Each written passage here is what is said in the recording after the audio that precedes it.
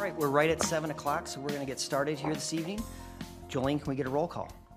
Council members Erickson, Here. Larson, Here. Valento, Here. Mayor Roberts. Here. Can I ask everyone to stand for the Pledge of Allegiance?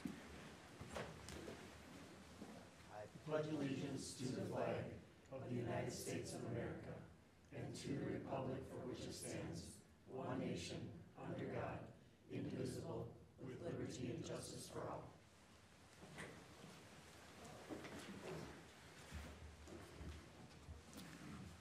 All right, I am looking for approval of the agenda that's in front of us. I'll make a motion to approve the agenda. Second. Any discussion? All in favor? Aye. All right, great. Great. Our next item is oath of office. Chief Peterson, I'm honored to be able to do this on my second meeting. This is quite an honor to be able to swear in two new officers, so looking forward to that. Yeah, Mr. Mayor and City Council members, good evening. Tonight, I want to introduce you to our two recently hired police officers who started with us in late November of 2024, and to have them officially sworn in by Mayor Roberts, where they will recite the oath of office. First, I would like to introduce Officer Jeremy Peltier.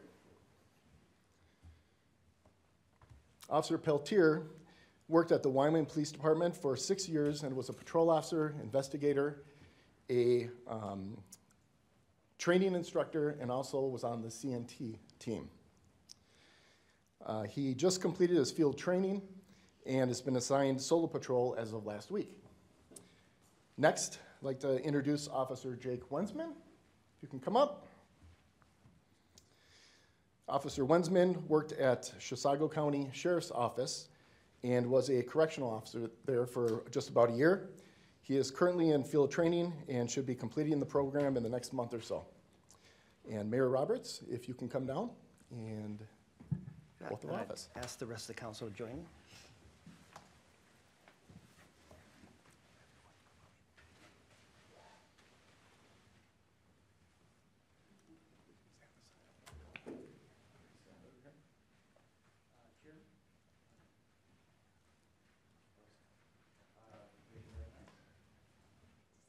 I, Jeremy Peltier, do solemnly swear. I, Jeremy Peltier, do solemnly swear That I will support the Constitution of the United States that I will support the Constitution of the United States and the Constitution of the State of Minnesota, and the Constitution of the State of Minnesota, and that I will faithfully discharge the duties of police officer and I will faithfully discharge the duties of a police officer within the city of Forest Lake and state of Minnesota. within the city of Forest Lake and the state of Minnesota. Congratulations. We'll take some pictures after, but Jake, you wanna come up?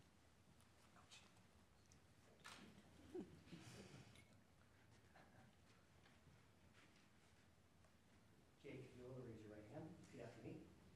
I, Jake Wensmann, do solemnly swear I, Jake Wensmann, do solemnly swear that I will support the Constitution of the United States that I will support the Constitution of the United States and the Constitution of the State of Minnesota, and the Constitution of the State of Minnesota, and that I will faithfully discharge the duties of police officer and I will faithfully discharge the duties of police officer within the city of Forest Lake and state of Minnesota. within the city of Forest Lake and state of Minnesota. Congratulations.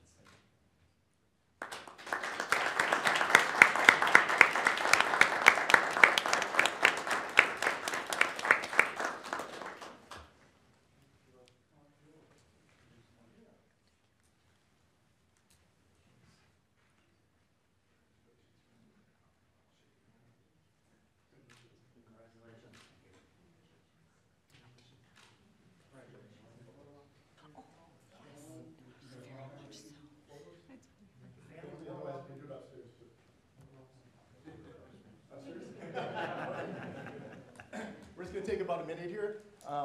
Unless you want to stay for the rest of the meeting, you can go upstairs to the community room. We have some light refreshments for everybody. So thanks for coming.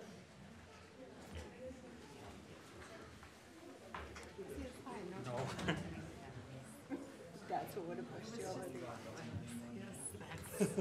That's not gonna.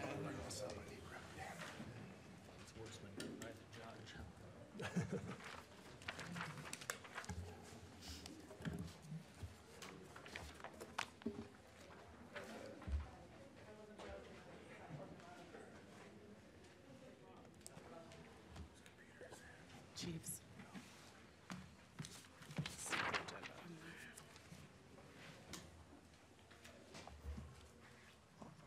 All right, the next item tonight is an open forum.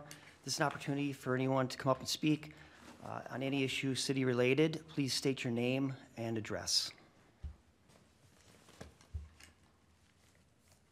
No one else? Anyone interested in coming up to speak this evening? All right. So next is consent agenda. I am going to make a motion that we approve consent agenda 7 and then 7G through M. Actually, O. F, you can keep F. Okay, so is there a second? So are we pulling A through E, E, Yes, we're pulling B through F, B through F? So you're, or E. E through E. okay. Did I do that opposite, the wrong way? Probably I should have pulled those two instead of, yeah. All right, so, well, I thought, so we were gonna approve those, but we're pulling those for a second motion. Okay. So, So the motion is A and then F through O? oh, correct, I'll second that. okay. Any discussion? All in favor? Aye. Motion carries.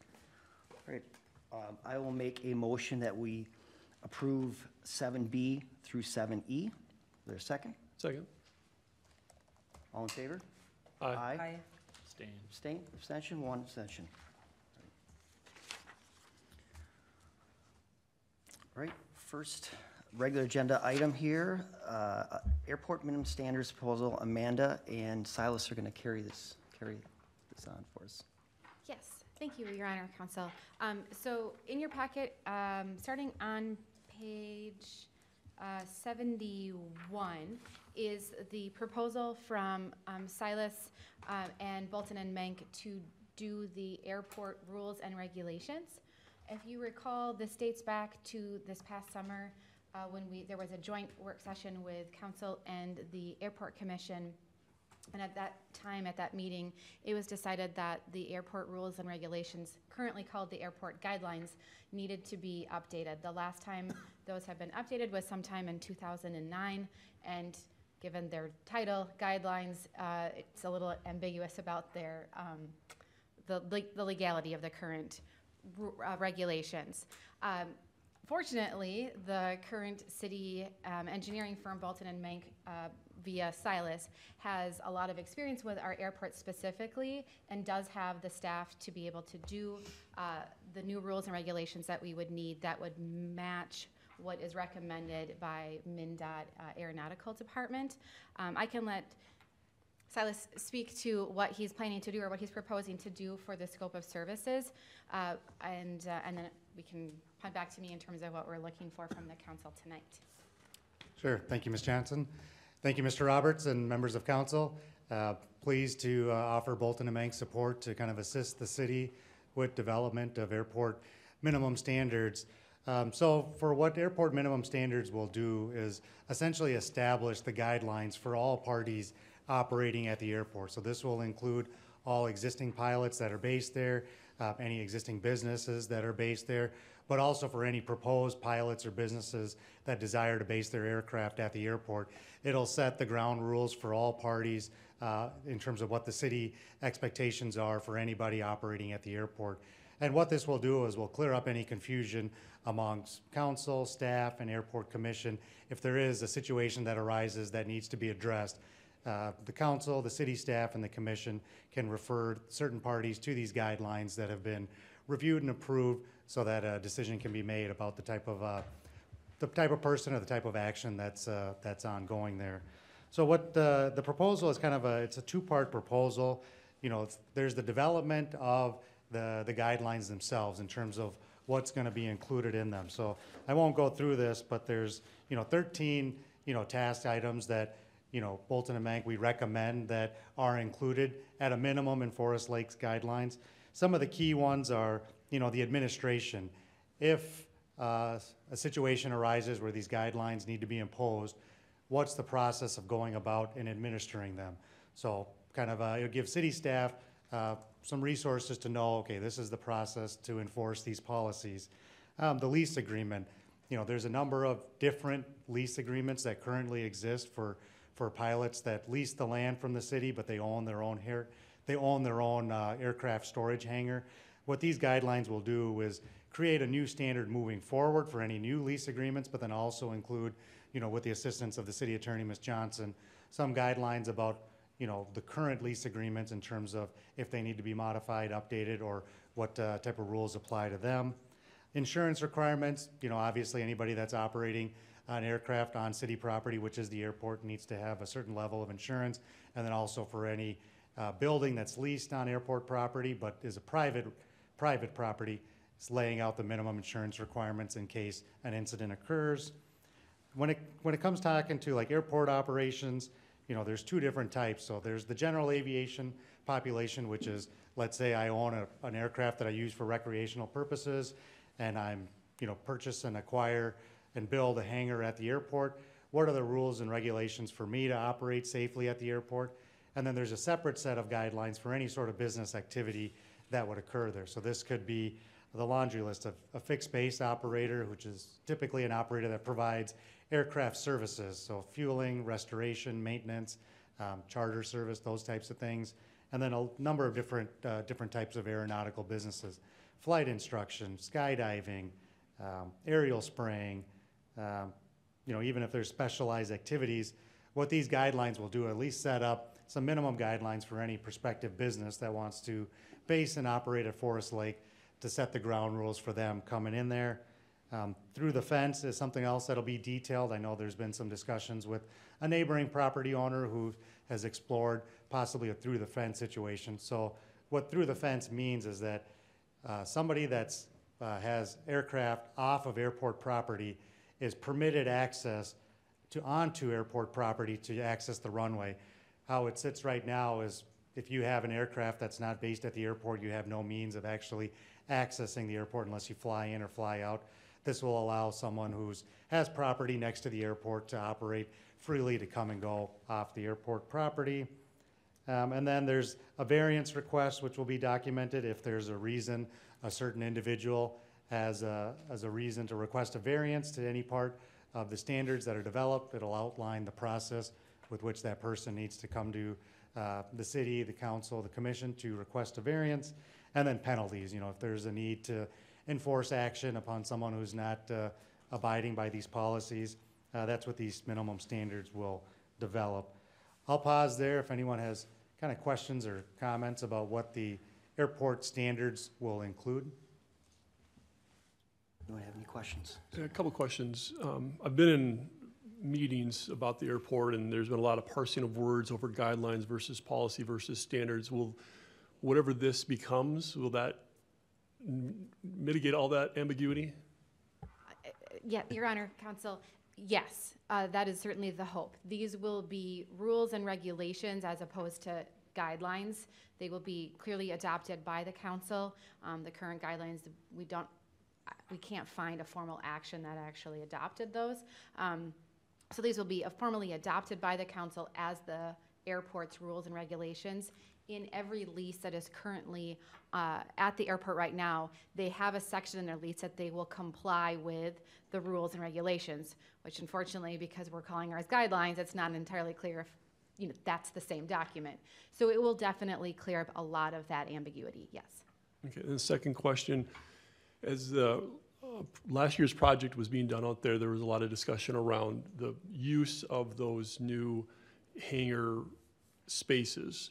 Whether that should be general aviation or business. There was some argument to be made that they should be business-based. I think on that document, there's, my understanding, a greater market demand for general aviation.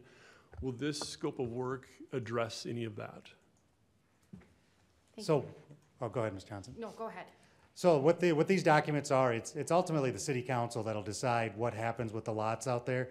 These documents won't say, unless it's desired by the council, that let's say those lots are numbered 1 through 4. Lots 1 through 4 are reserved for business purposes, or lots 1 through 4 are reserved for general aviation activity. That's still a decision that can be made, by the council in terms of what to do with the lots that were constructed as part of last year's project. So to that point, I think I would like to see that be part of something that's decided in this is, are we going to designate certain areas commercial as opposed to general aviation? And my thought behind that, and willing to listen and learn more about it, is that, you know, your prime spots, like your downtown, which should be where the commercial lots are, and general aviation should be offset a little bit. I agree with that, but I don't know that this project, I mean, obviously this project isn't intended to address that element, so where does that get addressed? At the airport Well, commission level, or maybe the steering committee as a separate project? I don't know. You know, it could be part of this if we wanted to define where these commercial lots are. I think it could be part of this, could it not? Certainly, yes. There's an airport layout plan which identifies, you know, all the existing and future hangar lots that could be developed on City of Forest Lake property at the airport. It certainly could be included here to designate which lots would be set up for business use and which lots would be set up for general aviation. So I'd be fine seeing that be included. I guess the thing I'd look to from you, Silas, is, as I understand it, MnDOT Aviation really wanted to see these lots developed before they were going to perhaps invest more in Forest Lake. Did I understand that correctly, or am I speaking on a turn? No, that's correct, Councilmember Erickson. So there was a number of discussions about where is the ideal location to develop additional hangar lots. For the new council member, Mr. Larson, before last year's project, all the existing hangar lots available at the airport were either already constructed upon or leased upon. So, and there was a waiting list of pilots wanting to build a hangar here. So the city and the airport commission had numerous discussions about where best to develop the next row of hangars. The first location that was explored was further south of the existing hangar area.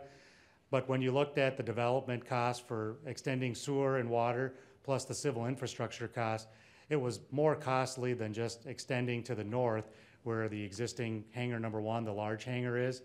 So ultimately, just because of cost purposes alone, MnDOT made a recommendation to the city that we could fund, you know, 4 lots to the north.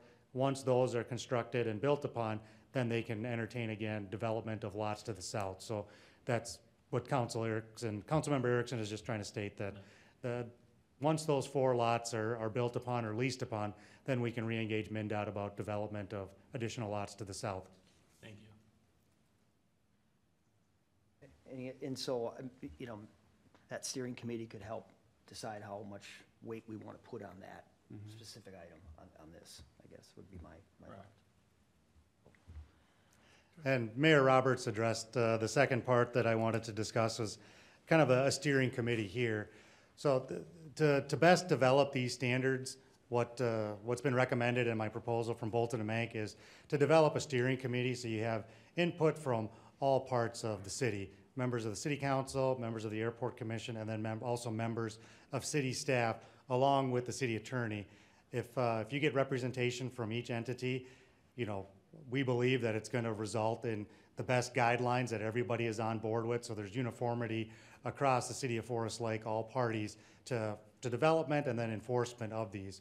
Because without a steering committee to really provide feedback and some guidance for us, you know, it's really uncertain what the final decision would be for these. So it's also included to develop a steering committee and then have, you know, 4 meetings just throughout the process, just to ensure that the items that are addressed in the guidelines are the ones that the steering committee desires to be addressed, and then just to review the content as we go, so that ultimately these guidelines can be approved by the steering committee and then ultimately adopted by the City of Forest Lake City Council. Anyone have any thoughts on the steering committee? If you've looked at the makeup, so like I think Silas mentioned, 2 council members, 2 airport commission, and then staff, depending on what subject's being discussed at that particular meeting. Agree with that? Yeah, I'm in favor of that. Yeah, I'd be in agreement with that. So my thought then would be, since I'm the liaison to the airport commission, it would be myself, and it would be determining then who else would want to be in that role. Obviously, we have a new council member that's going to be appointed no later than hopefully February 10th, and so it could be that person, but anyone willing to volunteer?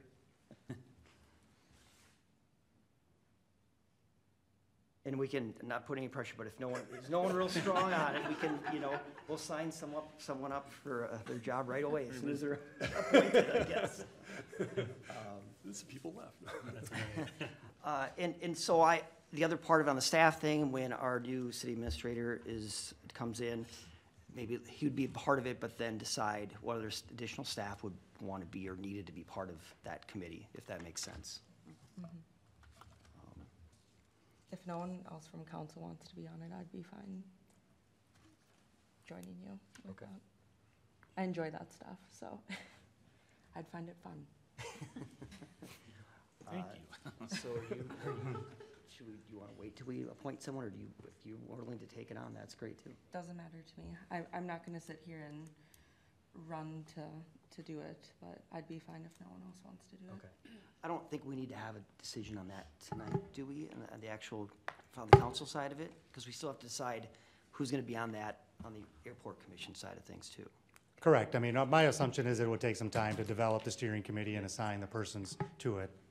Okay. So I mean, our goal is to try to get the first steering committee, sometime in the March, April timeline. That would be ideal to start running through it. And if the proposal gets approved, we're going to start on the draft for each one of the items that I discussed earlier, but we'd like to kind of know who the steering committee is to kind of start gauging input from them about additional items that we might need to address.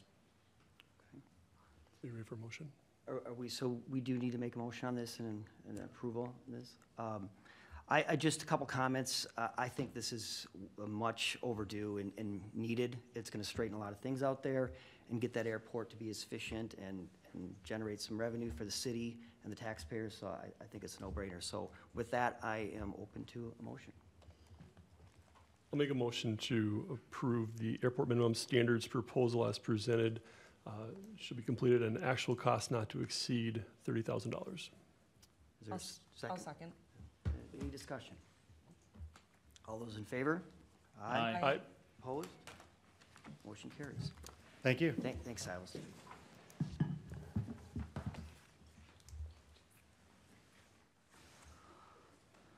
All right, our next agenda item is, we have two concept plans in the city, and Abby's going to lead us through. I'll just let you take both of them, but obviously one at a time, so.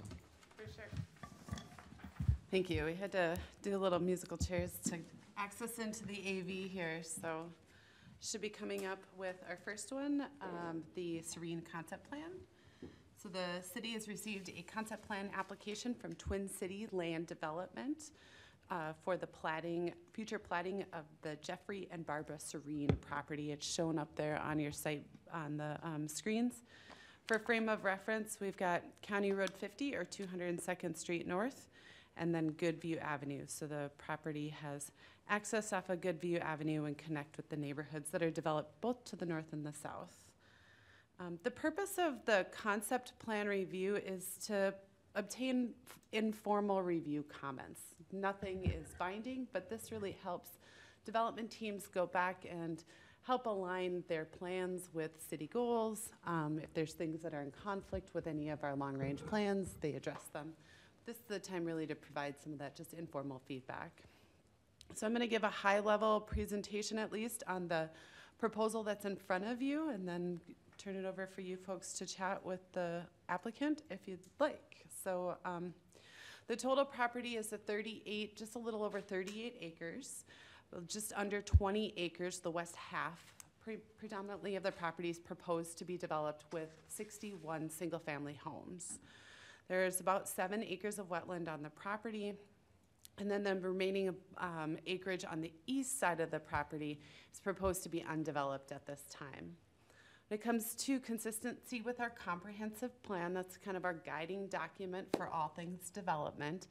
The plan generally conforms to our comprehensive plan. It's the overall site, though does not conform to the density standards.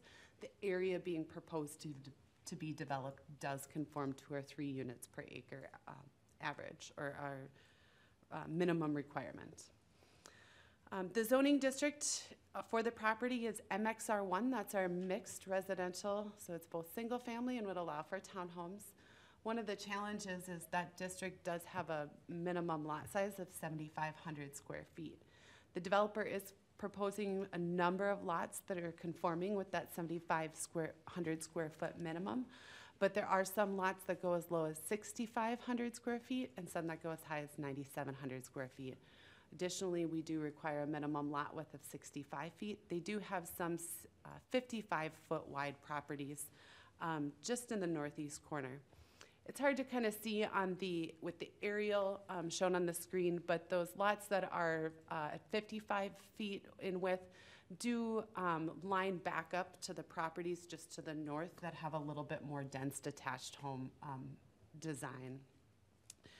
So the development would be requesting, or the developer would be requesting a planned unit development that's an overlay to our base zoning district. And what a planned unit development's intent really is to allow for that design flexibility when there's uniquenesses to the property. It allows for developers to ask for concessions such as smaller lot sizes and widths to help promote, efficient land use, preservation of open space, preservation of natural features. So it does kind of bring in some of the conversations we've had with the development team and the Planning Commission about the east half of the property. Included in your packet is the city's Parks and Trail master plan that's included in the 2040 comprehensive plan that does show the city's desire to create some sort of neighborhood park within this area. So looking back at the previous plan, city staff has been working with all 4 landowners and potential developers on acquisition through the platting process of some park land to be dedicated through this area. This is the combination of woodlands in the area, some of the other natural features, the access from many neighborhoods into this area would make a nice neighborhood park.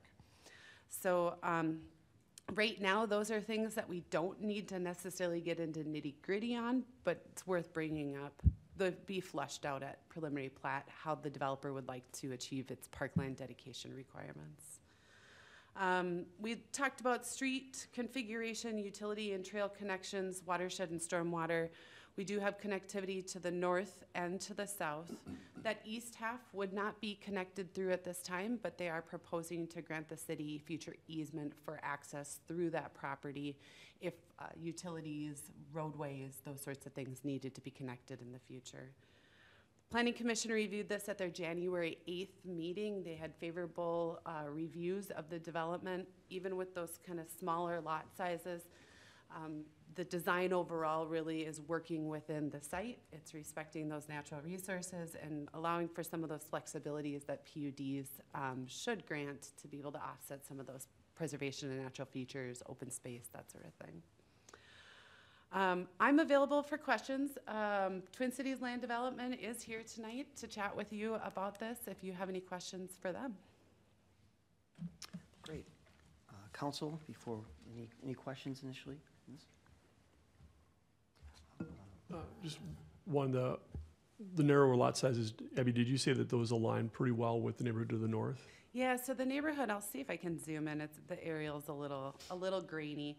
So we'll have a couple single families that will back up to a little bit of a larger lot, single family. It's hard to maybe see my cursor. You can see it at the top, kind of screen down. Yep. But these pink lots here are those narrower lots that then back up to this attached single family design. I think those are, if I remember right, triplexes, quadplexes maybe. So it has slightly higher density in that area. These will still be single family homes. They'll be detached homes. Mm-hmm. So they'll have a lower density than those properties to the north.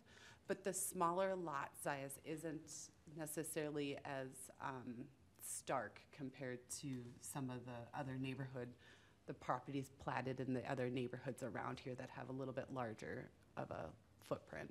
Okay, thank you. So would the developer like to come up and speak to this at all? If you would, just state your name and address for the record. Sure. Ben Schmidt, 3 Eastview Lane, North Oaks. Yeah, appreciate the time. I don't have a lot to add candidly other than we think we've come up with a plan that makes good sense relative to the constraints of the site. I think that east part, could we put a road through there and cut all the trees down and put houses in there? Yeah, I don't think it's the right thing to do. and so I don't want to even pretend that's what we're going to do. You know, we do need a PUD because the pink lots are 55 footers, so smaller than 65, but not tiny. You know, I mean, they're still a single family home. And we, as Abby said, we purposely put them in that northwest corner because they would back up to attached products, so certainly feels fitting. And then we transition to the more normal 65-foot wide lots when we hit the single-family lots across the way. So we think we've got a good plan. We've worked with staff here over the last couple of months, and we just think it makes sense. And we're excited to you know, hear what you have to say, and hopefully it's positive, and then come back with a preliminary plat. And with that, I don't want to waste any of your time. I'll just stand for any questions you might have. Thank you. Anyone have any questions for Mr. Schmidt? I don't have any additional questions. I think it looks like a great project, so thanks for the work you put into it. Thank you. What is your plans with moving with the parkland space at all? As far as trails or anything like that? Really, we look at that as we'd like to dedicate that to the city as parkland and have you figure out what you want to do with it. I mean, it's shown as a easement, a roadway easement through that area because we hadn't fully you know, discovered if that will be parkland or not. If not, then you need that roadway easement, but I just see it as land that we would dedicate to the city as park and recognize the fact that city staff has said, hey, you've got a Parks Commission that might be coming on again shortly, and they'd have some input. But again, we just see it as, let's say, dedicated as parkland. Thank you, sir. Yep. Anything? I don't have any questions. I think it's a good plan, and I'm excited to move forward with it. I would agree. It looks like a great development. I would, to your point, on our new Parks Commission, they'll be seated here by the middle of February to have them take a look at that as far as that parkland dedication and get their thoughts on that. But otherwise, I think it looks like a great project. Great. Appreciate your time. Thank you. Yeah. Thank you. Are we looking for a motion at that point? No, we don't. Okay. That's really all that we need from you. We do, so just to follow up with the potential parkland dedication and future Parks and Recreation Commission. We always do, when we do have an active commission, at the time of preliminary plat, we do bring that for comment, and then they make recommendation to the council equally as much as the planning commission would. So you'll see some of that come through if the preliminary plat moves forward in the coming months. So okay. I don't need anything else. We have enough to at least keep them moving forward. So great. Thanks for your work on that. All right, the next, we have a secondary one here, a second concept plan. Abby? yeah, let me just pull up my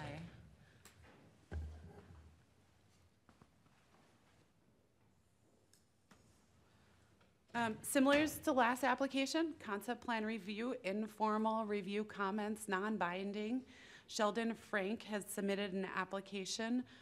Sheldon Frank of Shlayba, and forgive me, I have to stop and think of how to say that every time. For the subdivision of this 10-acre parcel, when you take out kind of wetlands on that area, we're down to less than 8 acres. We are proposing 27 lots on this property, all single-family homes. This is also zoned that MXR1 with a minimum lot size of 7,500 square feet, minimum width of 65. The developer is proposing a mix of 45-foot wide and 53-foot wide lots that range between 4,700 square feet and 56. So there are some concessions being asked for. Additionally, there are other items that would not conform to the city's code, including the proposal for some private streets. So with this one, if the city was amenable to the concessions or the variations in our code, this would be another request for a planned unit development. In analyzing it through that planned unit development lens, we don't have anything that staff can say that this is necessarily a public benefit other than the increase in tax base. Generally, there needs to be more than just we're going to have more homes. Taking a look at the consistency with the comprehensive plan, the 27 lots does bring that density up. I know it seems odd to say quite considerably at 3.43 units per acre, but that is actually pretty high in our minimum, in our low to medium density residential, where we need to meet 3, we're aiming for 6. Oftentimes we're barely able to achieve that 3. No, at this time, parkland dedication hasn't been contemplated. No land is being proposed to be dedicated. Just okay at concept plan review. There's a lot at concept plan review that we don't ask for. But this is a time to start kind of having at least those preliminary conversations before platting about our desires for parkland in the area. The area doesn't call for any parkland dedication with our comp plan, our park and trail plan. So it's not like staff would be actively encouraging us to acquire land in this area. I mentioned just the concern for the private street design. Our engineering has reviewed this project. This is the second time it's kind of come around in this last decade. And same as the last time it was reviewed, we are concerned about the utility connections and the ability to service the property without having to put in certain features. Just overall, just that there's just a lot more questions than answers. Now that, again, being said, we don't ask for preliminary utility plans at this time. It's just one of those circumstances where we have to call it out and say, we have some concerns, we might not be able to service the property in this fashion. January 8th, the Planning Commission reviewed the request. They did recommend that the council deny the concept plan. Their comments were concerns for the much smaller lot sizes and the private roads without any clear necessarily justification of what kind of public benefit there is on the site for this. Included in the staff report is the notion that we should probably be revisiting the concept plan before a preliminary plat and asking for a little bit of additional information, including why we're asking for private driveways, smaller roads, public benefits, the smaller lots, and then some preliminary utility information for us to really figure out grades, utilities, easements needed on the site. The applicant is able, even in concept plan, Planning Commission recommended denial, even if this council says that, you'd like to deny, the applicant can still move forward with preliminary plat. They just do that at their own risk. And so laying this all out for you tonight, I'm available for questions. The applicant, Sheldon Frank, is here as well, if you have questions for either of us. Thank you. Any thoughts initially from council? Well, I mean, obviously there looks like you're really trying to do quite a bit with a fairly small piece of land, which, I applaud you for that. I wonder if, this is separated by what, Headwaters 123 as we go up north on? Yeah, here's the site plan. Just to the north is Headwaters 123. Tannersburg Golf Course is to the south. Some of the uniquenesses to the property are creating this. It's odd to have this really weird little not even a triangle, piece of property kind of just smacked together. I know in previous renditions of this development, the council reviewed requests for land acquisition, some land acquisition associated with Headwaters 123. It's my understanding that the landowner has inquired about that, but has not asked about that with city staff. My concern with us contemplating piecing off a portion of Headwaters 123 before we do some greater analysis of the site is that we could be risking future development options just in terms of how that all flows through there. Now, that being said, I think in looking at their development plan, I've seen many property developments that will do what is called like cluster design, where you're kind of really making those smaller lots. You are putting them closer, but to try to preserve some of the other areas in there. I haven't looked to see necessarily how that might be able to be achieved through here. It's not uncommon, especially on golf courses, to have smaller lot villa kind of design. I think it's just that how. Ryan, could you maybe speak to just some of the challenges on the engineering part of this that we're might be looking at?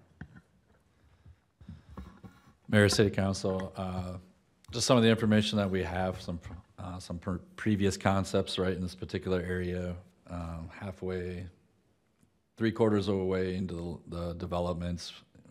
Previously, we were under 5 feet in depth of the sanitary sewer manholes in the road, even closer to 4.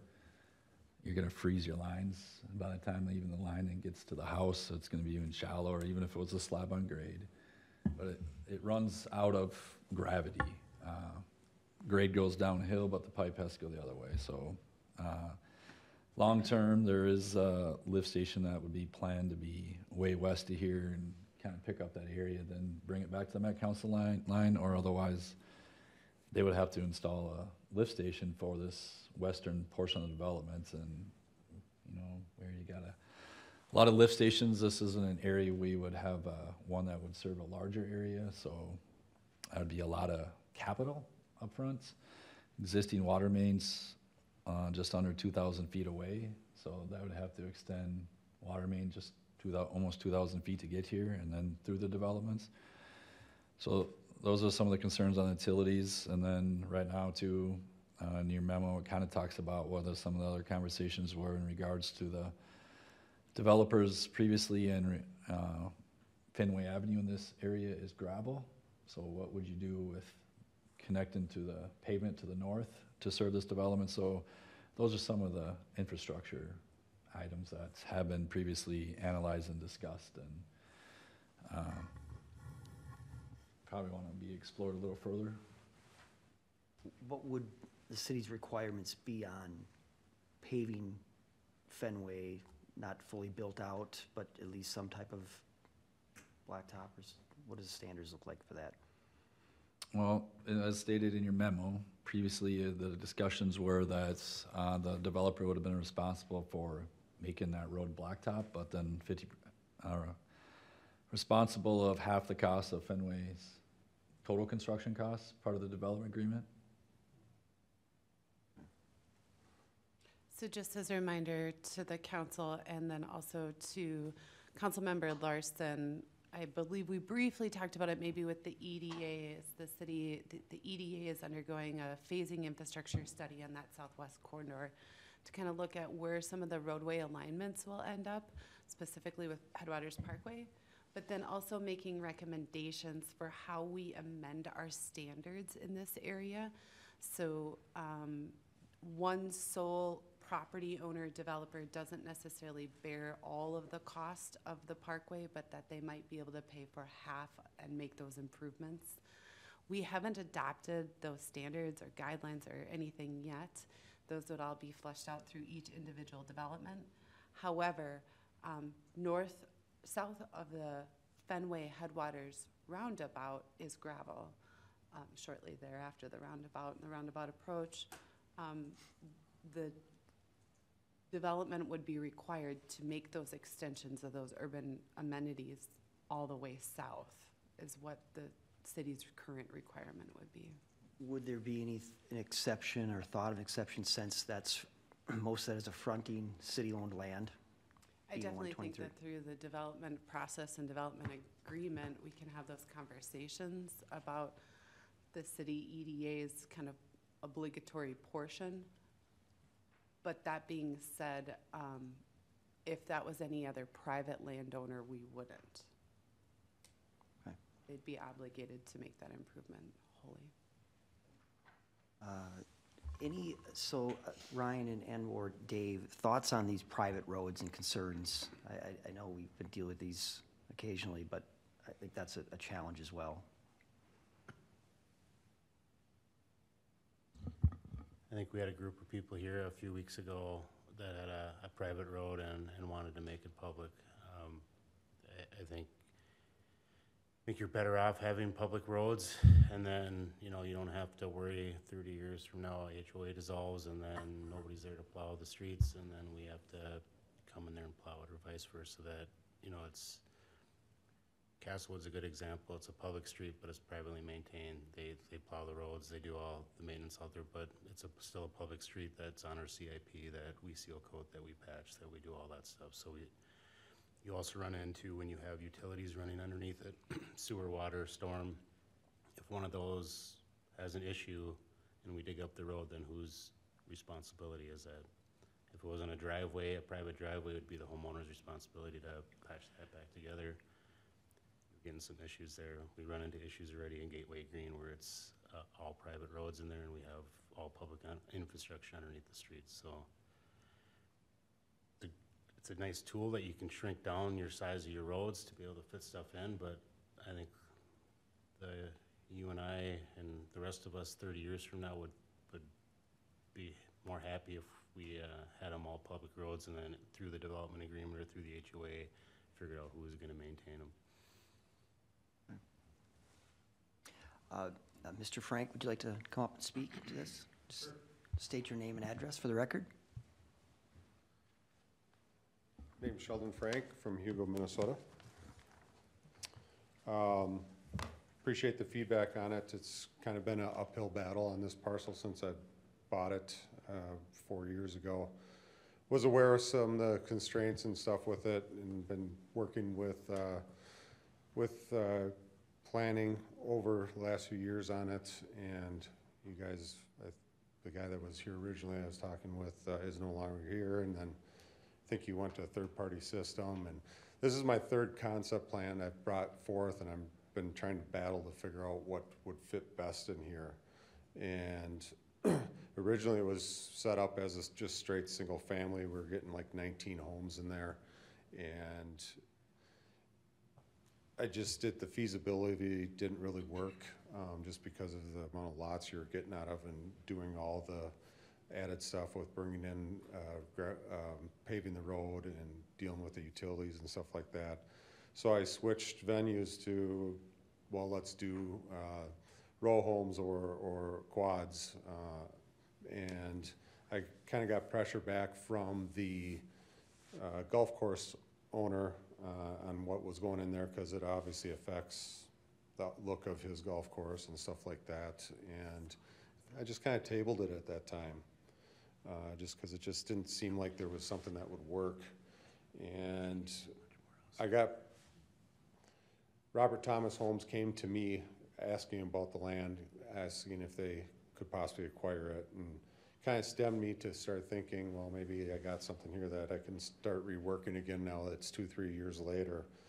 And basically what we have up here is what Robert Thomas was kind of proposing to put in. They gave me specs of their homes that they've been having a lot of success with, and I thought would fit the area really well. The lot size are smaller than what to the 7,500 is minimum requirement, but it's something that's been desired and being done in multiple other areas. So I didn't think it was too far off, but obviously the private roads are a concern. I understand that, but you're basically dealing with like Abby said, a regular lot, and it provides some challenges on what you're going to fit in there. So to get enough lots out of there to make it feasible, that's why those private roadways were put in. I looked at it different ways. If the city was willing for me to acquire some land to the north, maybe you change it up, make the lot sizes a little bit closer to that 7,500, can get rid of the private roads, and maybe you do something kind of more U-shaped throughout it, so you have stuff on all four sides and then a row of homes all along hole 16. But last time I inquired about purchasing land from the city, they had no interest at that time because it was reserved for a tech property, which I don't know what your guys' thoughts are on it at this point in time, 4 years later, but I probably wouldn't need much to get that done, and it definitely would help me out in the process of putting in something in here that would work for both parties. Are you guys questions or comments on it, or? No, I mean, I appreciate you continuing to explore ideas. Yeah. I mean, it sounds like feedback from Abby and Ryan that maybe it's just a little bit in advance of getting this southwest area developed. So I look forward to the continued conversation at the EDA level about that work plan and what that looks like, and exploring, you know, what does the near-term future hold for Headwaters 123, because it has been a few years. Yeah, I will say that the EDA does have in their 2025 work plan the first quarter. Probably with our new administrator coming on, we'll give them a hot second. It might be that April timeline. My goal was to have a joint workshop with the EDA and the council just focused on 123. I think a lot has changed since was added in the tech corridor. A tech corridor was created. There's been a number of different things that have happened there, and we do seek a lot of inquiry for residential development of the site. I would not recommend that the city reconvert this back to wholly residential, but I do think that we need to have some conversations about whether or not we need to continue to reserve that parcel for the intended or the desired hopeful use of a data center. I do think that there's the possibility for some mixed use through there, but I do think that those are conversations the council and the EDA should have before we really start kind of looking at how would we want to parcel this off for a specific development such as this. Nothing against this development, but it is a leapfrog development, and we want to make sure that we preserve whatever we can, the most that we can, maximize the 123 site for the whole of the community, not just this one development. So I can appreciate that in the staff's thought. I'm wanting to hold that, as, you know, and do more study on that. I think because we had a developer 5-6 years ago come to us with the same thing. And if it's a mixed, if that's property, the site, the 123 is mixed use, I see this southern part being this residential, and especially along the golf course there, to peel back 5 acres or whatever it is, I would be open to at least the conversation and see maybe with the developer what they would need and make that part of what was presented to the EDA to see if this is something that they would be interested in doing. I don't know if any council would be agreeable to that, or if pretty staunch on holding that for now. No, I'd be open to that conversation. Yeah. I think it's talkable, you know, something we can mention or run it through the mill and see what we can come up with. Yeah, I think we can have the conversation, just as long as I think would be important to have that conversation side by side with the bigger conversation of Headwater 123 to see, kind of first get the broad ideas and the broad pictures of what that looks like, and then bring this conversation with that. Yeah, what was the time frame, Abby, on that year once city administrator It would be kind of the end of the first quarter, start of the second quarter. Haven't really scheduled anything out. I was thinking that late March, early February was going to be more in line with when we can get Mark up to speed, kind of get us prepared for it, to really have a meaningful conversation about the site, so that we could really walk away with some good, clear direction on what we're going to do with 123 this year. So I think it's a little ways off, but I think Mr. Sheldon and I can sit down. We can kind of talk about, we wouldn't want full engineered plans on any of this, but kind of just napkin sketch some of that site out. The EDA did do a little bit of ghost platting on this site. It hasn't been that public a couple of years ago. And so, but again, that was all for non-residential. So we might be able to see how that potential roadway design and those sorts of things could blend right into this one. So I think it would give us some time to kind of vet through that, to bring that into that conversation, is what I'm hearing. Does that timeline work okay with you? It's completely fine. I mean, I've been sitting on it for a while right now, so it's something that I was hoping to try and get moving forward for 2025. My current wetland delineation expires at the end of 2025, but obviously you're going to need to get a new wetland delineation done if there's more land acquired anyways. So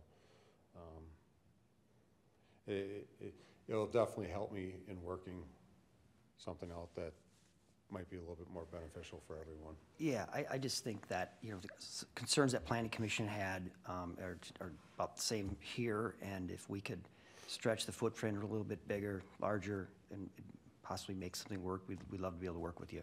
All right, appreciate it. Thank you, Abby. Yeah, thanks. Council members, an honor. Thanks.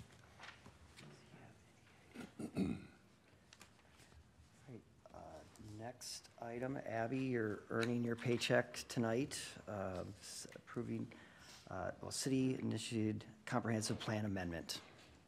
Thank you, Mayor Roberts.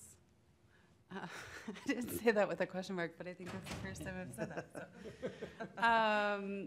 Tonight before you is a city-initiated comprehensive plan amendment. As the council is aware, we've had this conversation ongoing for a little while. In 2023, it's some kind of land use changes along Highway 61 being contemplated, which really led us to look at our comprehensive plan and our zoning code. And having conversations with the Met Council, we learned that we placed quite a bit of emphasis on our residential density requirements along the Highway 61 corridor and that mixed-use land use category. So I had asked Bolton and Mank at that time to do some preliminary analysis on the housing density requirements that we have to see if we might be able to pull back some of those density requirements along the Highway 61 corridor, since we're seeing such an influx of high-density residential wanting to be placed along that corridor. I don't think it was the city's intention to necessarily have the entire Highway 61 corridor develop as high-density residential. We wanted to maybe see that mixed use and really try to figure out how might we get back there.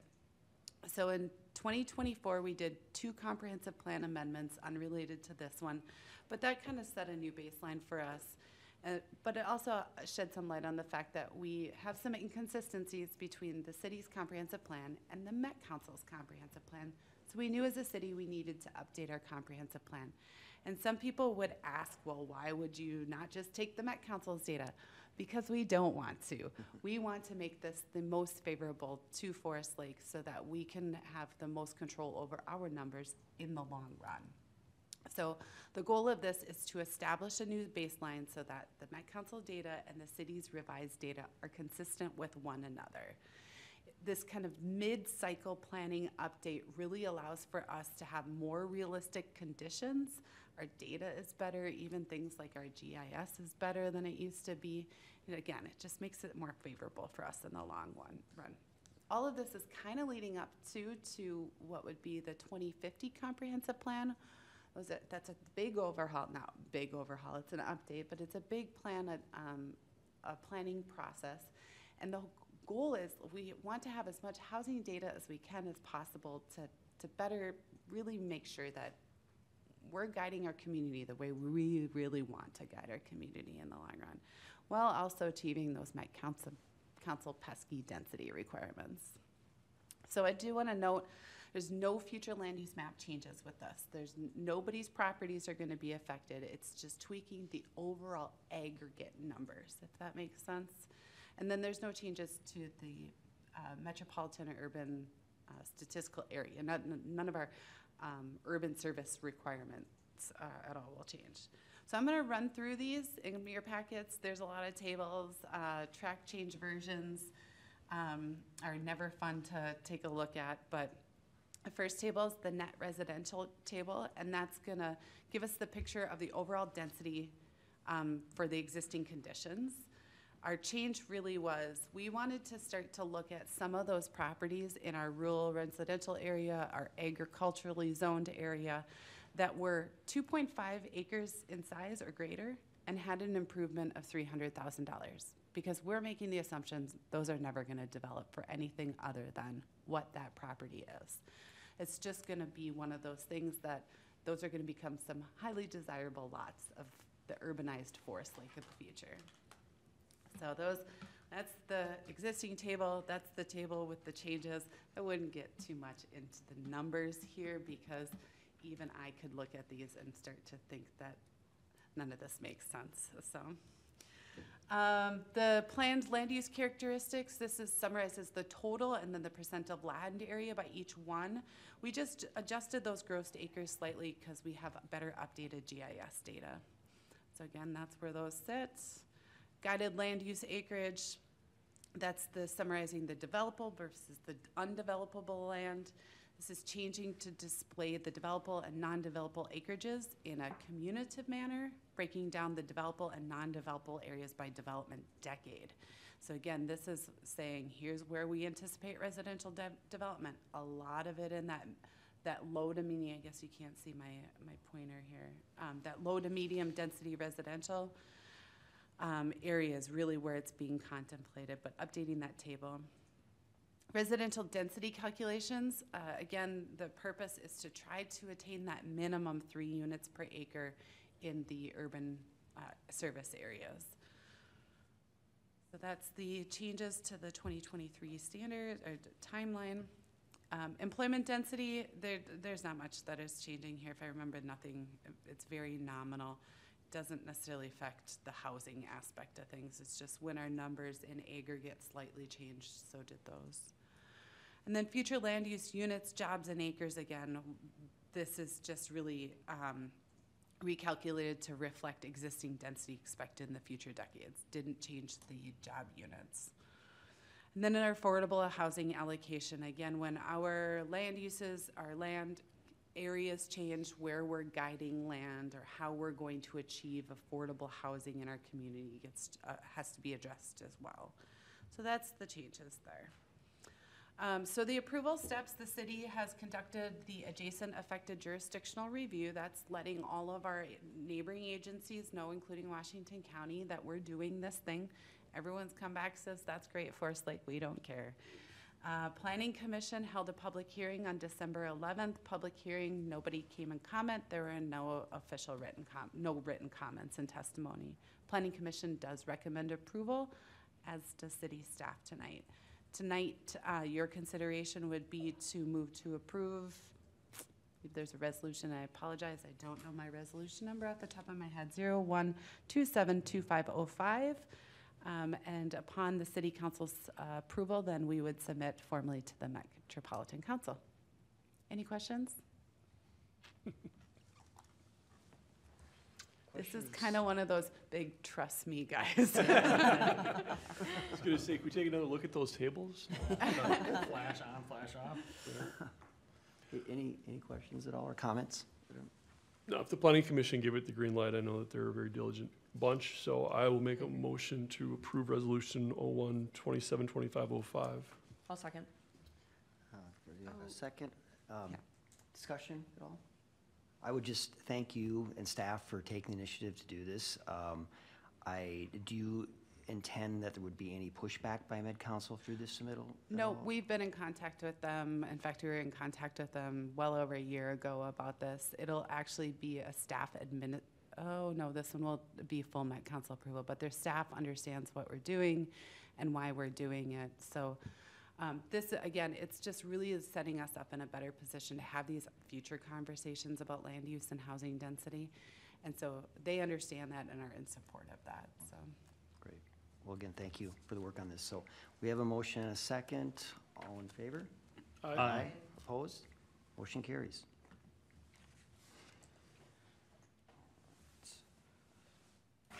Great.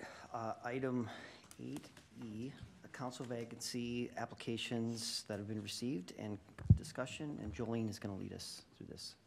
Thank you, Mayor Roberts. As you recall, on January 13th, council did declare a vacancy to fill the remainder of the council term left vacant by now Mayor Roberts.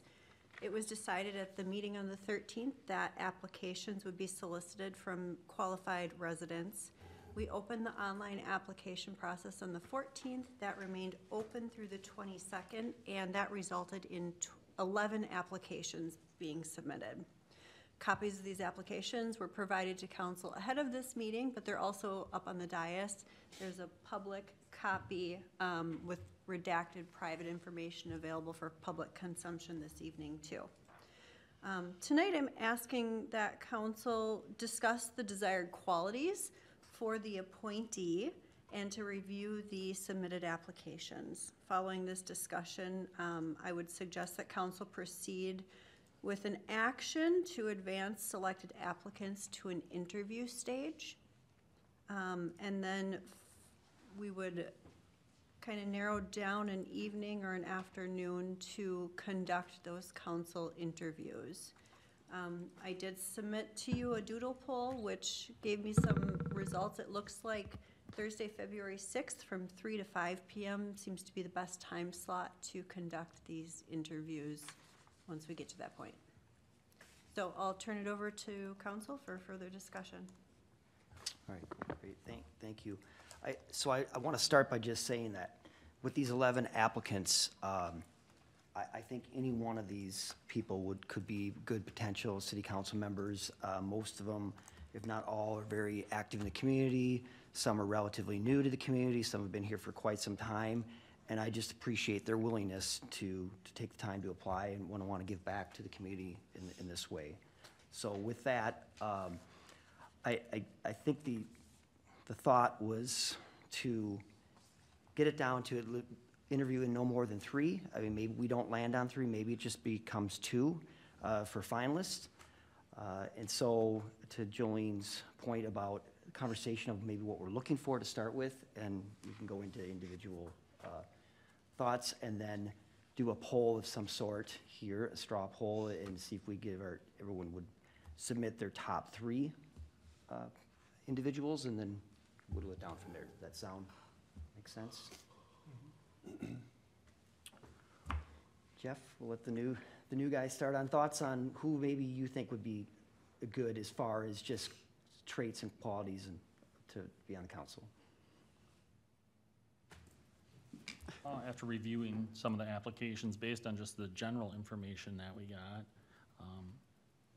gives you a little bit of perspective, but I think there's a lot more I think that we'll gain from this when we do interview our chosen candidates. I don't know, you want my 3? I think what we'll do is we'll just write it down and submit it to Jolene. Yeah. Any, Councilman Erickson, any other thoughts on what you're looking for as an individual to join us? Yeah, thank you. I think the right person will, certainly number one, have the time and passion, which I think, many of these people do. A couple of them called out that they are already really well committed in the community, which I appreciate, and know what that's like. I think having a fresh set of eyes, there's a couple of candidates in here that are relatively new to the community, but have integrated themselves already through, whether it be through business or just civic involvement. I kind of put some weight on that. I think that that's valuable for the council to have that perspective. Those are probably a couple of the top items. And I guess the other thing would just be, I think this council and past council has been very focused on wanting to see Forest Lake continue to develop. We know that that is coming our way, and so somebody that is like-minded in that direction, I guess I would value as well. Thanks. Thank you for that, Councilman member. So I think I would agree with you guys that kind of looking at this, I created a visual because I'm a visual person. So my biggest takeaways for the application, which some people were had short answers, so I felt like I couldn't really get a sense of their background and their involvement, which was kind of difficult. But from what I could get from the applications, my biggest takeaways were folks who lived in the community a little bit longer and showed that commitment in the community, and then their community service and what that looked like, with the balance of making sure that they'd be able to also spend time on city council. Because I think a few of our applicants were all-stars in community service, like they were above and beyond. I don't know how they have work-life balance. Good for them. It was amazing. They should get an award. But just trying to find that balance of community service, but also someone who can commit their time to city council, because as we all know, it's not just Monday nights for a couple hours. So just finding that balance, and yeah. Thanks for those thoughts. I echo the same things that all of you set up here. I go back and forth a little bit on that new perspective of someone relatively new is based on someone that's been in the community for a while. I think we do have, with at least 3 of us, representation of people who have been in the community for a number of years. Jeff, you're relatively new to the city, which is great. And so maybe a balance of some new voices to both people who've been here for a number of years and some newer residents might be a good mix to get that outside perspective, so to speak. And then also, to your point, Council Member Erickson, just the development, I think that's important. The previous council, we've been pro-development. I think this council is as well, and so someone that is open to that opportunities that Forest Lake's going to have over the next couple of years is someone who I'm looking for. so. Right, with that, if we have should we just use these pads up here? If everyone wants to list 3, I don't think, Jolene, we're not asking any particular order, just top 3 in general, and then. Yeah, I think that would be appropriate, just top 3. They don't have to be numbered, so just 3 names. Okay. It'd take a little time if you want to look through those at all.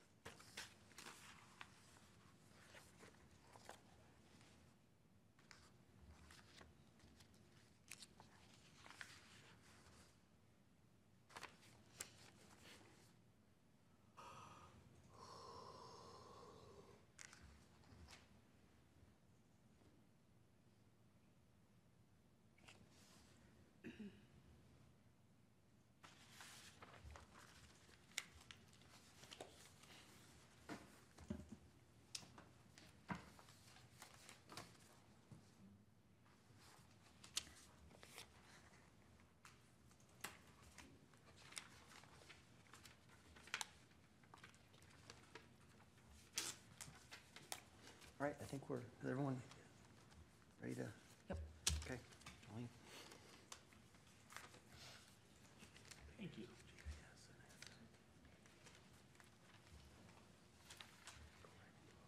And again, I just want to add once more that, you know, any of these individuals could be on position to be in our seats and give value their willingness to put their name forward and give back in this way.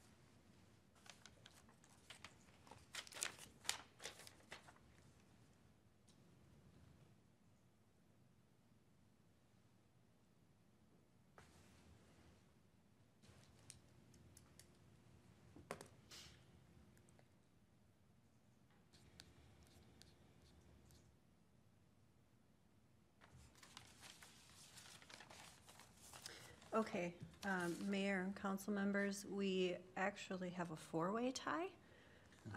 So Kevin Miller received 2 votes. Renee Fagan, and I hope I'm pronouncing that correctly, received 2 votes. Jonathan Wright received 2 votes. I'm sorry, a 5-way tie. Larry Klecker received 2 votes, and Jeff Klein received 2 votes. Who was the second person? Renee Fagan.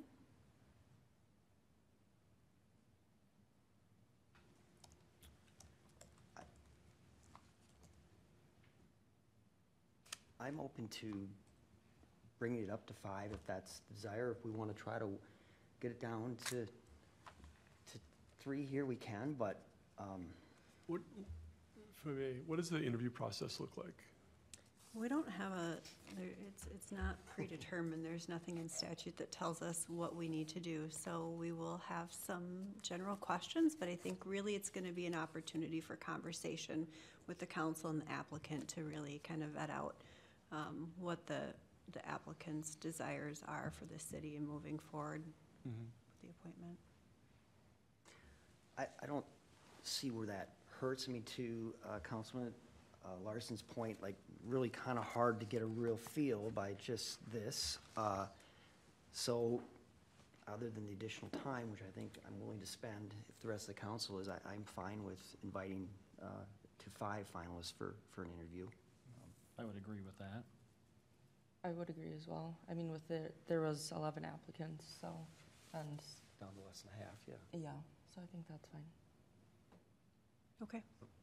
So move forward with interviews for Kevin Miller, Renee Fagan, Jonathan Wright, Jeff Klein, and Larry Klecker, correct? Right, and, you know, after reaching out to them, maybe if there's a change of mind, maybe that doesn't end up being 5, but, yeah. Okay. And is council still agreeable Thursday, February 6th from 3 to approximately 5 p.m.? We might need to move that end time a little bit just to allow for 5 interviews, not rushing people out the door. Does that time frame still work? Yep. Okay. Yep.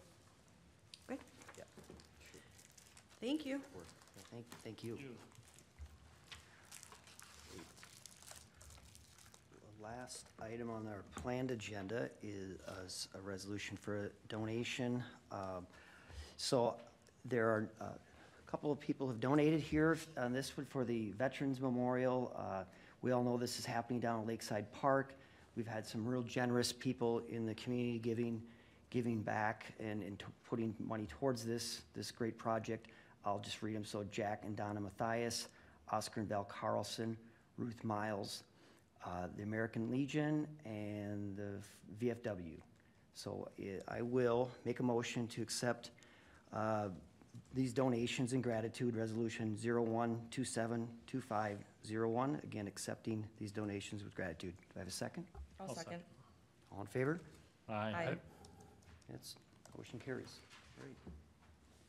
Okay, so we have the discussion item here, and Dave's gonna lead us that. I don't, if anyone's been down to the park and seen all the ice heaving, it's amazing. It tells you the power of Mother Nature. And so we put this on here just to talk about that, and then maybe a little bit about the plan that we have in place for the shoreline, and how maybe we might speed this up based on the damage that's happened.